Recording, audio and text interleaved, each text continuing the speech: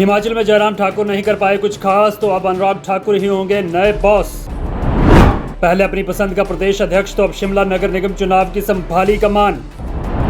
हिमाचल में बीजेपी की डूबती नैया को अब अनुराग ठाकुर लगाएंगे पार। मोदी ने दी अब अनुराग ठाकुर को जिम्मेदारी, इसके बाद लोकसभा चुनावों की है बारी।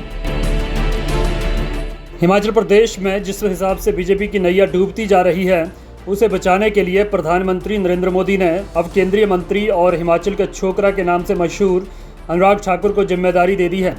मोदी ने अनुराग ठाकुर को हिमाचल में संगठन को मजबूत करने के लिए अपना ग्रीन सिग्नल दे दिया है।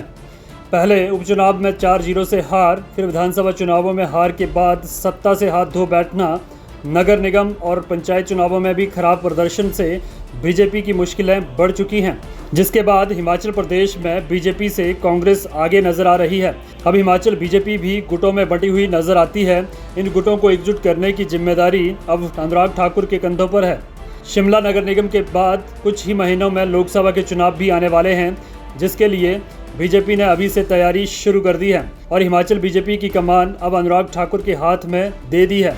कमान संभालते ही सबसे पहले अनुराग ठाकुर ने अपने पिता के करीबी राजीव बिंदल को फिर से 3 साल बाद बीजेपी प्रदेश अध्यक्ष बनवाकर बड़ी जिम्मेदारी दे दी है।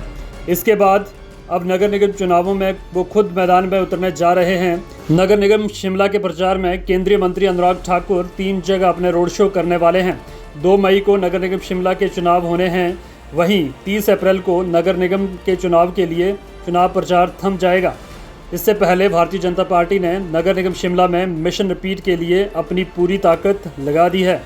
प्रदेश में कांग्रेस की सरकार होने से नगर निगम चुनावों में भी कांग्रेस इस बार बीजेपी से मजबूत नजर आ रही है, जिसके बाद प्रधानमंत्री मोदी से ग्रीन सिग्नल मिलते ही अनुराग ठाकुर ने बीजेपी की जीत सुनिश्चित करने और लोकसभा चुनावों की नींव रखने के लिए मोर्चा संभाल लिया है। 5 सालों तक हिमाचल में बीजेपी की कमान जयराम ठाकुर के हाथों में थी और जयराम ठाकुर और सुरेश कश्यप ने पिछले 3 सालों से बीजेपी संगठन को अपने तरीके से चलाया, लेकिन इन 3 सालों में बीजेपी की बेहद ही खराब परफॉर्मेंस रही और कई चुनाव जयराम ठाकुर और सुरेश कश्यप की अगुवाई में बीजेपी हार चुकी है, जिसके बाद अब बीजेपी आलाकमान लोकसभा चुनावों में कोई रिस्क लेने के मूड में नहीं है। आपको बता दें कि अनुराग ठाकुर हमीरपुर संसदीय क्षेत्र से सांसद हैं और केंद्रीय मंत्री भी हैं। प्रदेश में जब जयराम ठाकुर की सरकार थी तब धूमल गुट हाशिए में था, लेकिन एक बार फिर से प्रेम कुमार धूमल के करीबी को प्रदेश अध्यक्ष बनाए जाने के बाद धूमल गुट हिमाचल की राजनीति में सक्रिय नजर आएगा।